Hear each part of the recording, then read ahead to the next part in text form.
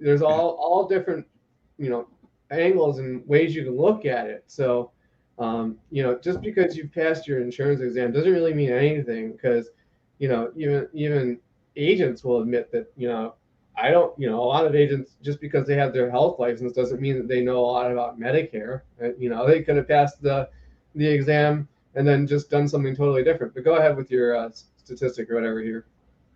I got to share this because the Primerica company mentioned earlier, this is an article back in 2011, so 13 years ago.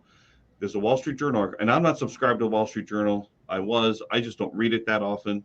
But basically, just reading the first line, Primerica, which is the country's largest life insurance sales force, they had a strong recruiting year. 230,000 people signed up.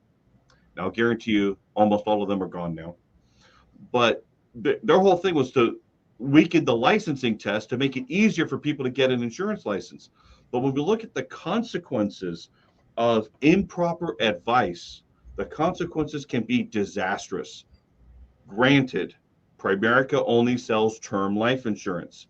I have not yet seen the lawsuit of replacing a permanent plan to a term plan and that being considered malpractice. I have not yet seen that. Now, maybe one day that'll show up.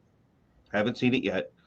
They focus on the middle income market, and all these companies do. They focus primarily on the middle income market. Very few elevate themselves. But in terms of, I made the point there.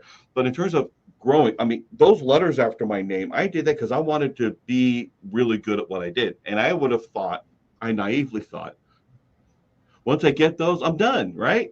Oh, geez, heck no.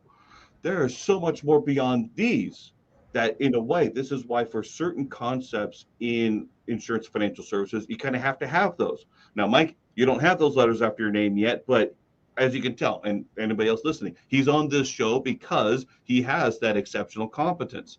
Yes, there's other areas for you to learn.